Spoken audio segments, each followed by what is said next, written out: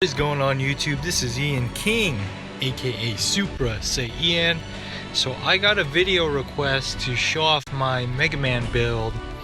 Right now I'm at D3. I play kind of on the weekends or every now and then when I go to work. So this may be a decent build, it may be an okay build, it may be a bad build. I don't know. I don't play as often as I probably should, but it's definitely a fun game and it's worked out for me pretty well. So I do have some matches shown of what this build can do, but let me talk about it. So I'm running Mega Man with Heart Tank. Heart Tank gives more shield to the character or whatever card you got dropped on the field. I have block. I have only one of these, so I do this just to make sure that an important character is not going to die. So I kind of keep this on stock. I don't just like pop it, but it's helped me out a couple times. Reckless charge, basically it's like a quick attack, so you can do an instant attack. I do this sometimes as finishers when the opponent doesn't have a lot of life and I need that one last hit before they summon. Next I got something that buffs. I forgot, I guess the card name is Secure Supply Route. Gives 3 HP to a friendly green unit. I got 2 of these. Siberian Body buffs the unit, both attack and defense, only by 1. Healing, +4 to a friendly unit. So I really focus more on the defensive strategy, if you guys can't tell. Evasive action. So I use this card in 2 different ways. So what it does, it resets the card that's on the field, meaning it resets all of its stats. So for example, if I were to use it on my unit, let's say my shield is down to 1, I'll pop this, it'll regenerate it back to the original stats that the card is. Now, on the other hand, if a guy is focusing on buffing, let's say one of their units on the opposite team, let's say it's, it was originally 3-2, 3 attack, 2 shield, and then now it's buffed up to like, I don't know, 13 and 12. If I pop this and drop it down on their card, it resets all the stats down back to the original base of that card. So it's come in handy a couple times. Makoto. So this is my attack unit. What I like about Makoto, number one, Makoto's only 3 seconds, or I don't know what the number 3 is for, what it represents. I assume it's 3 seconds for the summon time. But every time this card defeats a card, it gets +1 shield, +1 attack. So it's pretty clutch for a low level summoning unit. First aid, 5 HP. This one. So leader summons. What I love about this card is, let's say the guys wiped out my entire board, right? If I drop this, it fills in 3 of these units. They're called Jaggy. So they have 2 shield, 2 attack. So let's say my board's completely clear, like I said, you'll get 3 Jaggy on the field if you pop this particular card. Pretty handy. One thing I like about this card, I don't know how to pronounce it, YN Cut Ku. It's a flight monster.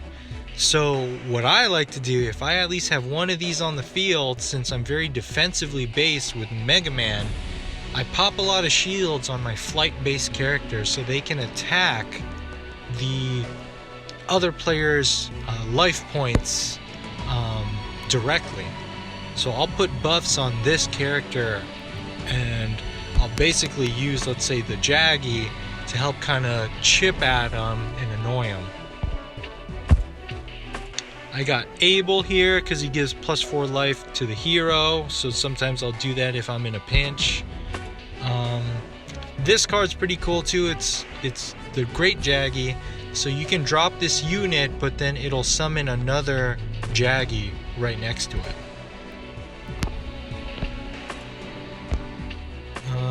Let's see, emergency aid, another thing where I'm adding shield. Let's see, this one's +6. Chris Redfield. So I got 2 of these cards. So pretty similar to Makoto. Every time he destroys another card or gets a hit onto somebody else's life points, he gets +1 shield, +1 attack. So I continue to buff those characters and protect them as they get stronger and stronger throughout the match. Karen, Victory just gains 2 HP. Have more of a filler unit. I may replace Karen in the future with something. Another Chris Redfield. This is the one that I like. This one's a lot stronger. So every time it wins, +2 attack, +2 shield, and gains 3 HP. That's pretty beastie. So I maxed this one out. I only have 2 of this card. I'm trying to save up so I can craft another one, and I'll probably replace Karen. Here's a similar card. Gains 3 HP, 2 shield and 2 attack. Felicia. So I like Felicia a lot. Here's why. So if I get Felicia as my beginning hand, so I think in the beginning hand, all of your level 4 and under cards, you can summon them instantly. But if you wait a little bit longer and you have Felicia in your hand, you drop her and she'll pretty much add 2 more Felicias onto the entire board. So it's a pretty intimidating first move. I love popping it. As soon as I get her, I'm like, yo, I got this. Then I got Soul Offering. So I got lucky on this card. So this is my first legendary card that I got in the game. And I like to pop this on my flight units. No, I don't. So I did test it on my flight unit, and flight went away.